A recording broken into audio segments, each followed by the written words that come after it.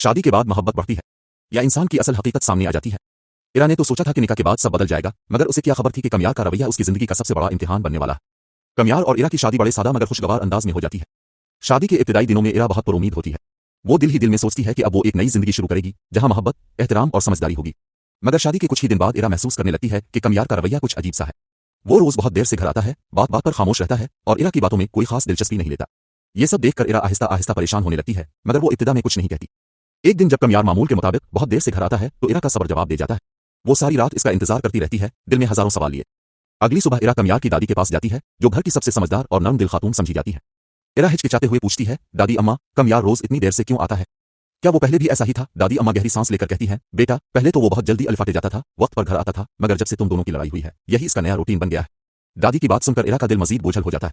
इसे एहसास होता है कि शायद कमयार इस शादी को संजीदगी से नहीं ले रहा। अगले दिन इरा हिम्मत जमा करके कमयार से बात करने का फैसला करती है।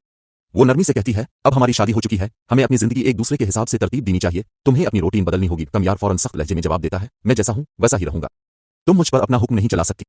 कमयार के ये अल्फाज इरा के दिल को चीर कर रख देते हैं। इसका जब्त टूट जाता है और वो गुस्से में कहती है, ठीक है, तो मैं भी जैसी हूं वैसी ही रहूंगी, मैं भी खुद को नहीं बदलूंगी। बात बात में दोनों के दरमियान तकरार शुरू हो जाती है, आवाजें बुलंद हो जाती हैं और घर का माहौल कशीदा हो जाता है। ये वो लम्हा होता है जहां मोहब्बत अना में बदलने लगती है। दूसरी तरफ कमयार की दादी ये सब देखकर बहुत अफसरदा हो जाती है।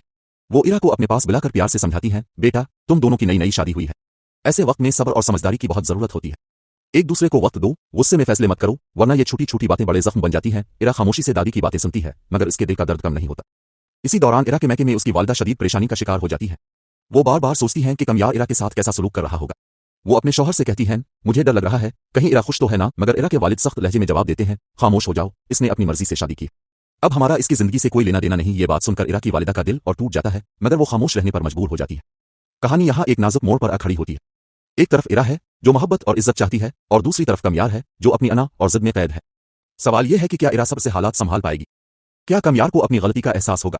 आइए नई शादी सिर्फ गलतफहमियों की नजर हो जाएगी?